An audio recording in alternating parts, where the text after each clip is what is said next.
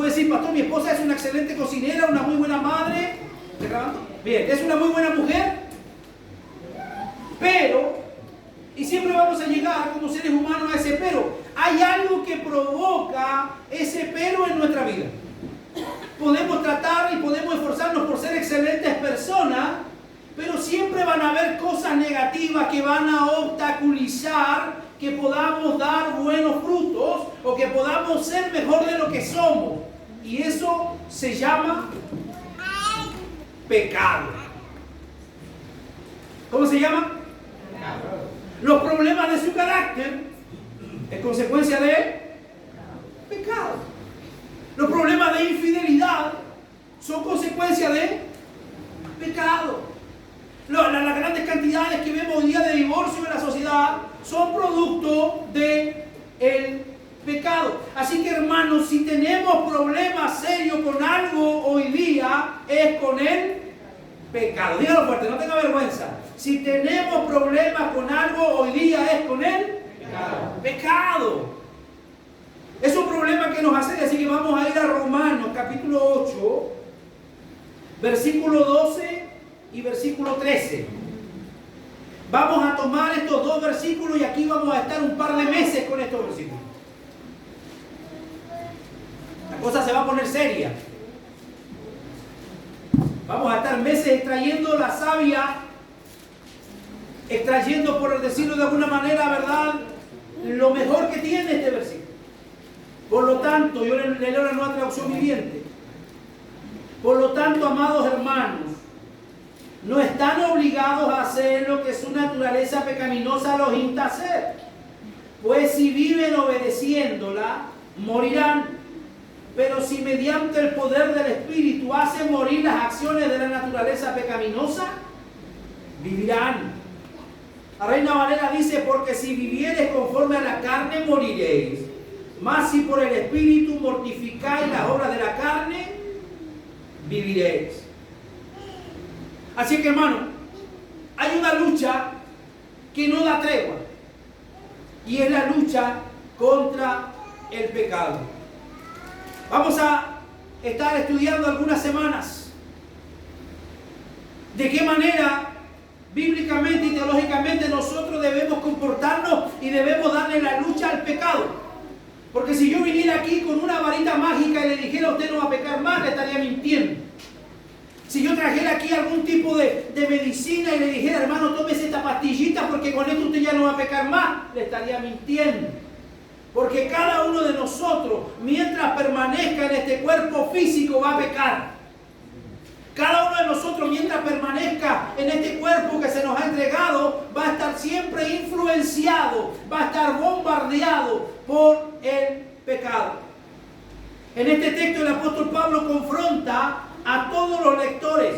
Lo confronta con dos caminos de vida posibles. El primero, si vivieres conforme a la carne, moriréis. Y la otra alternativa, si por el Espíritu matas las obras de la carne, viviréis. Así que el propósito de lo que vamos a estudiar es que cada día vayamos matando el pecado y vayamos matando la carne en cada una de nuestras vidas. Primeramente, el texto comienza con la palabra sí. Esa palabra sí es una palabra tan pequeña pero que tiene una gran importancia. Pablo usa esta terminología para indicar la conexión que existe entre matar las obras de la carne y la vida. Esto es como cuando se le dice a un hombre enfermo, si usted toma la medicina, pronto se va a sentir mejor. Al hombre enfermo se le está prometiendo un mejoramiento en su salud. ¿A condición de qué? De que siga las indicaciones que el doctor le ha entregado. Bueno, la palabra del Señor son las que nos dan las instrucciones a nuestra vida. Todos aquellos que viven de acuerdo a la palabra de Dios, dice Pablo, vivirán. Y más todos aquellos que hacen las obras de la carne, tarde o temprano su pecado le va a alcanzar. Existe una relación que es inquebrantable entre la verdadera muerte del pecado y la vida eterna. El texto dice, si mortificáis las obras de la carne, viviréis. Aquí está entonces el motivo para obedecer el deber que el apóstol Pablo nos está de alguna manera escribiendo y manifestando. Lo que el apóstol Pablo nos está queriendo decir es lo que muchos se han preguntado. Si Pablo aquí está diciendo que la vida eterna depende de lo que matemos el pecado, la respuesta es que sí y es que no. En primer lugar, la respuesta es que no, porque esto sería salvación por obras. Y eso es algo que nosotros hemos enseñado, que la salvación no es por obras, sino es por gracia, es por fe. Pablo nos contradice aquí de lo que él mismo enseñó en otros capítulos, en otros textos. ¿Por qué plantea el apóstol la importancia de matar los pecados de la carne? O en otras palabras, ¿en cuál sentido podemos contestar que sí a esta pregunta? Primero, porque todos aquellos que viven conforme a la carne no son realmente creyentes. Repito, todos aquellos que viven conforme a la carne no son realmente creyentes. El apóstol Juan dijo en una oportunidad, estaban con nosotros, pero no eran de nosotros.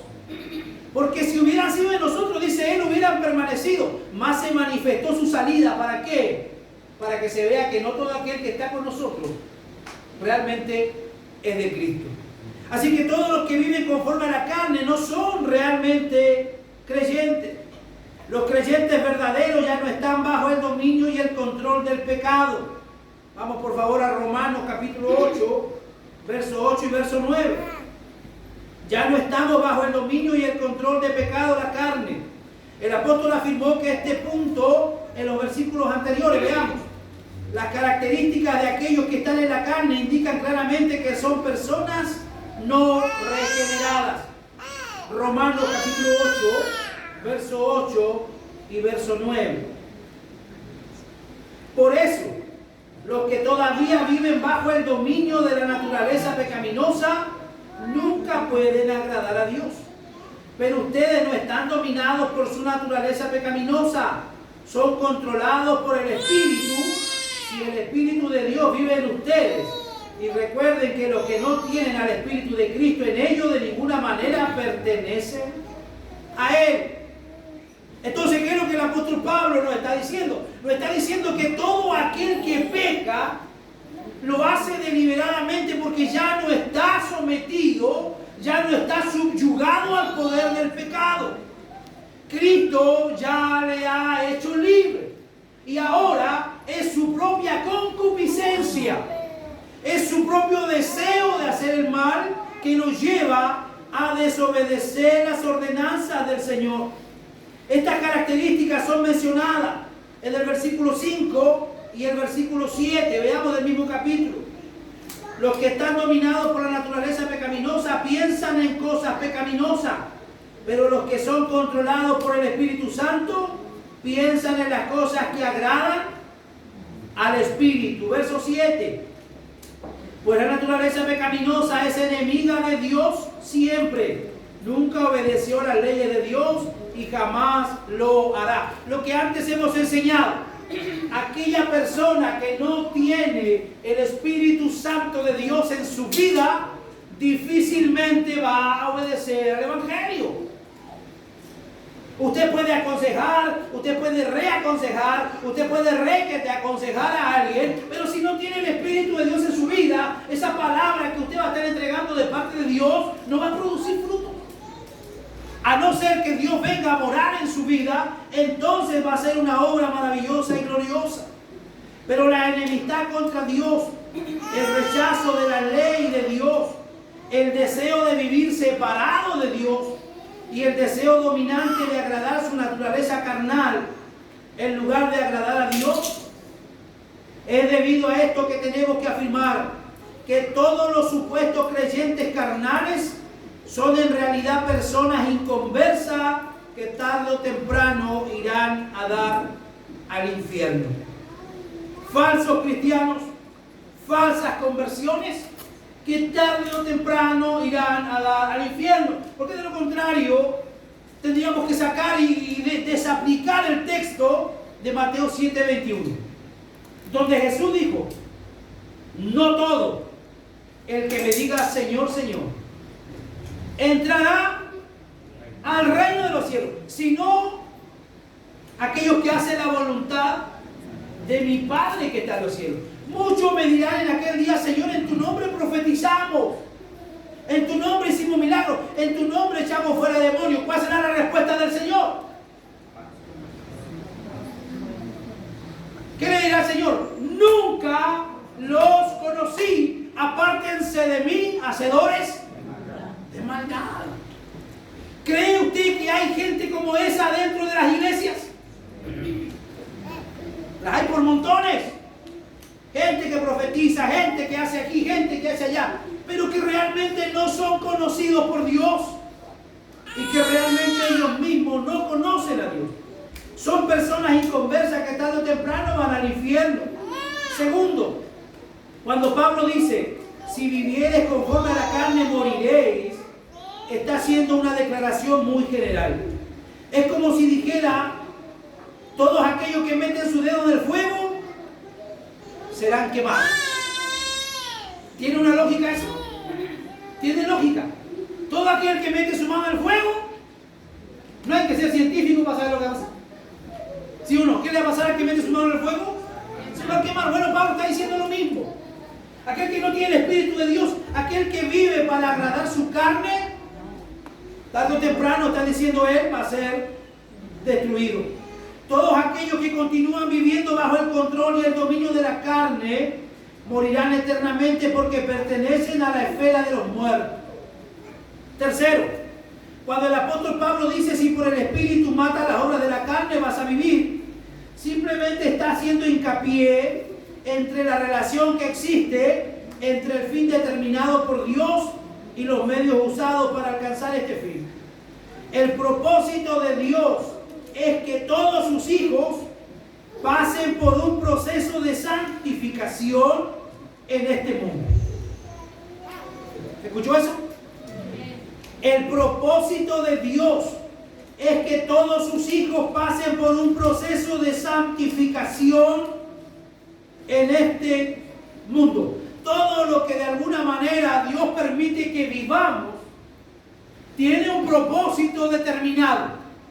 No es que Dios permitió esto, que se le fue de las manos, fue un accidente. No, no es así. Todo lo que nosotros vivimos es porque Dios lo permite con un propósito. ¿Y cuál es ese propósito? La santificación. Oye, ¿por qué no estamos ahora mismo en la gloria? ¿Por qué no estamos ahora mismo en presencia de Dios? Si quisiéramos estar allá, aún no podemos, tenemos que seguir santificándonos. Y es por eso que la iglesia, es por eso que los cristianos se congregan semana tras semana. Y es por eso que los predicadores insistimos tanto en atacar el pecado. Insistimos tanto en atacar la carnalidad. ¿Sabe por qué? Porque cada día que pasa estamos más cerca de presentarnos ante un Dios que es santo. Amén. El día que pasó ayer ya no va a regresar. Lo que usted dejó de orar ayer ya no lo va a poder volver atrás. Las cosas buenas que usted pudo hacer ayer y no las hizo ya no las puede regresar. El presente es un regalo que Dios nos ha dado. En el presente podemos hacer muchas cosas. Porque el futuro no lo conocemos, no sabemos si vamos a tener futuro. No sabemos si vamos a estar vivos mañana. Así que, ¿qué es lo que Dios de alguna manera nos está enseñando? Que cada día que pasa es un día menos para encontrarnos con un Dios santo. Entonces, ¿cuál debe ser la actitud de la iglesia? La iglesia debe ser cada día más santa. La iglesia, el cristiano, debiera ser cada día más santo, debiera ser cada día mejor cristiano, porque va al encuentro de un Dios que es santo. O si no le van a decir, como dice Mateo 7:21, no os conozco, apartados de mí, hacedores de maldad. En este proceso es esencial ¿Y por qué es tan importante, pastor? Dirá usted, porque es esencial para prepararnos para vivir en la gloria.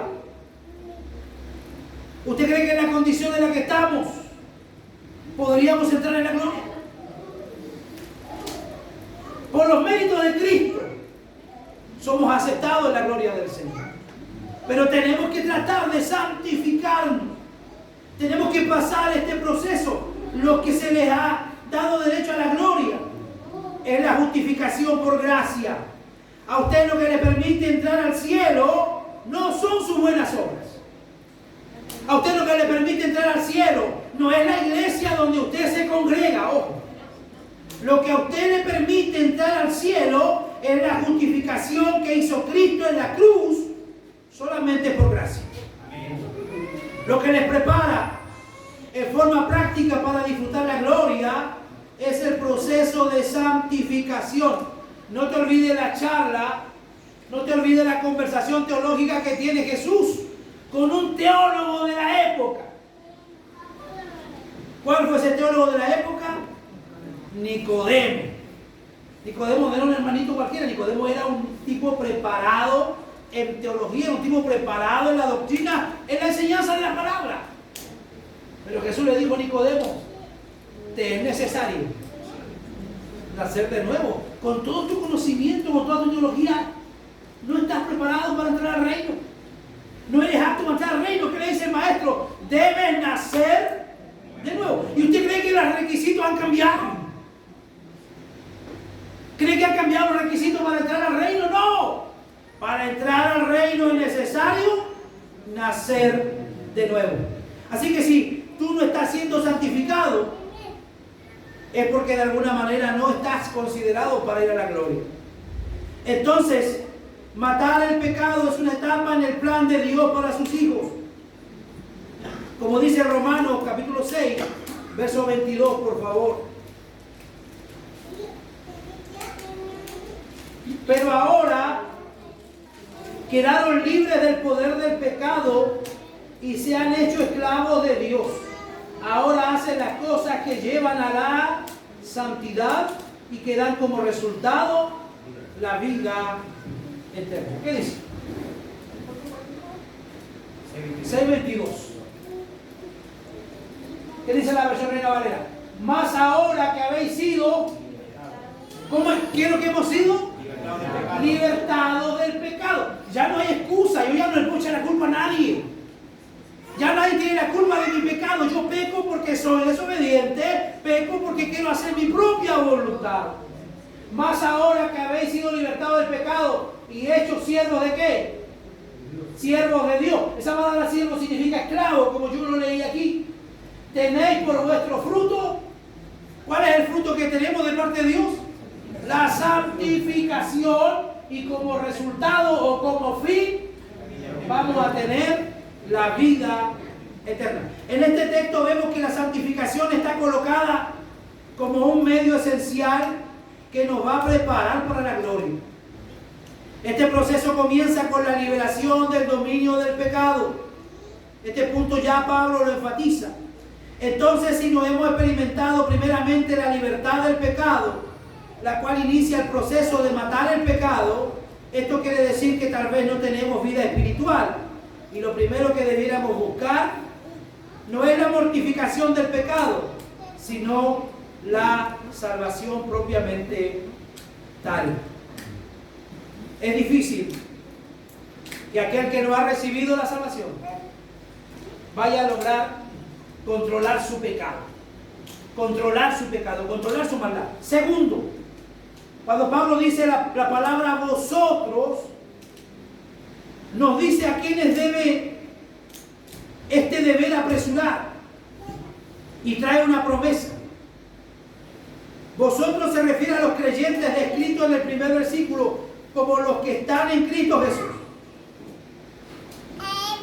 Se refiere a aquellos que no están en la carne, sino que están en el Espíritu.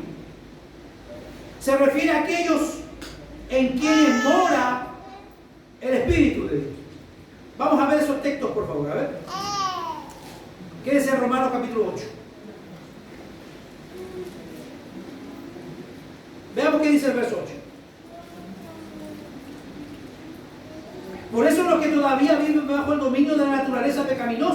nunca pueden agradar a Dios. ¿Qué dice el versículo 9? Pero ustedes, mira que está a tu lado, dile ustedes.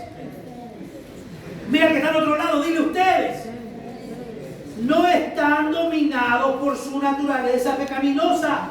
Son controlados ¿por quién? ¿Por qué son controlados? Mas vosotros no vivís según la carne, sino según el Espíritu, si es que el Espíritu de Dios mora en vosotros. Entonces, ¿quién es el que gobierna mi vida?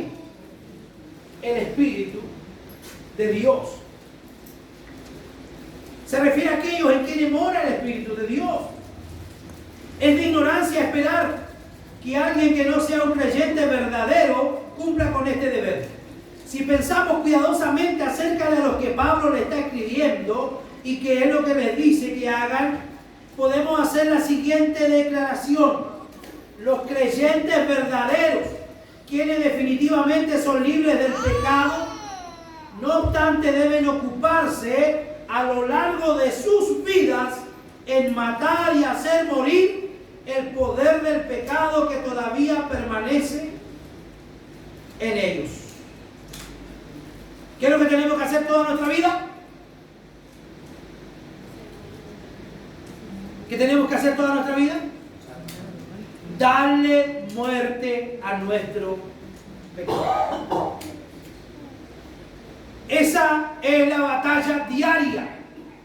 Es la batalla diaria. Usted no piense que porque lleva 10, 12, 15 años congregándose, usted ya está listo para irse a la presencia del Señor. Todos los días estamos batallando y debemos ir anulando nuestros pecados. Debemos ir anulando nuestra carnalidad. Y usted dirá, bueno, pastor, ese mensaje está como para los jóvenes. No, también está para los viejos. Porque los viejos también tenemos nuestras tentaciones, ¿o no? También tenemos nuestras dificultades. También tenemos problemas con nuestro carácter. También tenemos problemas con nuestra falta de oración, con nuestra poca lectura de la Biblia. Y todo eso de una u otra manera nos lleva a pecar. Así que, iglesia, estamos en un problema serio.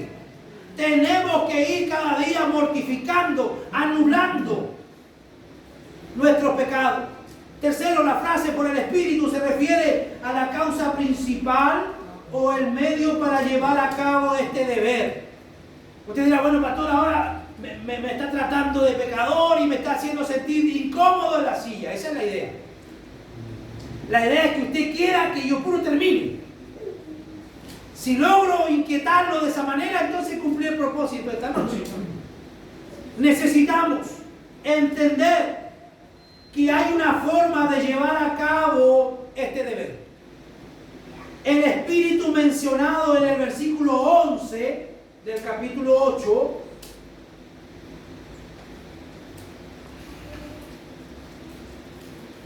Él mora, dice, en vosotros. Y Él nos da, ¿qué es lo que nos da? El versículo 11, ¿qué dice? ¿Qué es lo que te da el Espíritu Santo? Romanos 8:11. Dice, el Espíritu de aquel que levantó de los muertos a Jesús mora en vosotros. Levanta la mano todos aquellos que están seguros que el Espíritu mora en ustedes. A ver, déjame ver la mano arriba de los que están seguros que el Espíritu mora en ustedes. Si el Espíritu de aquel que levantó de los muertos a Jesús mora en vosotros, el que levantó de los muertos a Cristo Jesús, ¿qué hará? Vivificará. Nos va a dar vida. Él va a traer vida a nosotros. También vuestros cuerpos mortales por su Espíritu que mora en vosotros. Entonces, querido hermano, si hay algo que necesitamos para poder anular el pecado todos los días, es la ayuda del Espíritu Santo. Si usted se para frente a su pecado y usted le dice, no, si yo estoy preparado, mire, no, si yo sé, manejo esta doctrina, manejo esta otra doctrina, lo que yo sé me va a ayudar, lo que yo tengo me va a capacitar. No, hermano, no es así. Lo único que nos va a mantener fuerte frente al pecado es la ayuda del Espíritu Santo de Dios. Él es el Espíritu de adopción. Él nos ayuda, verso 26 del capítulo 8. Él nos ayuda en nuestra debilidad. Leí el Salmo 121 y día, ¿de dónde vendrá mi socorro? Mi socorro viene de Jehová. Vea 26.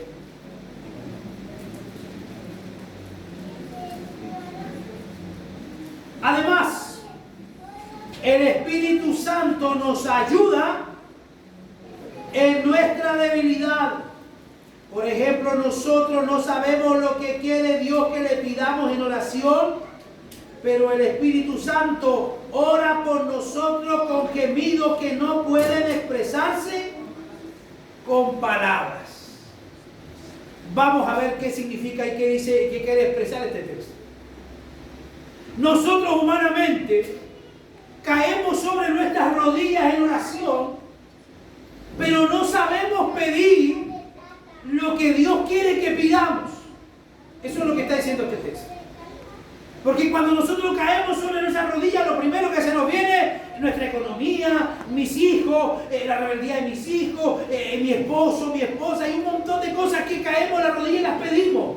Pero no pedimos de acuerdo a lo que la voluntad de Dios quiere para nosotros. Entonces, ¿quién dice en el versículo 26? ¿Quién es el que nos ayuda en esos momentos?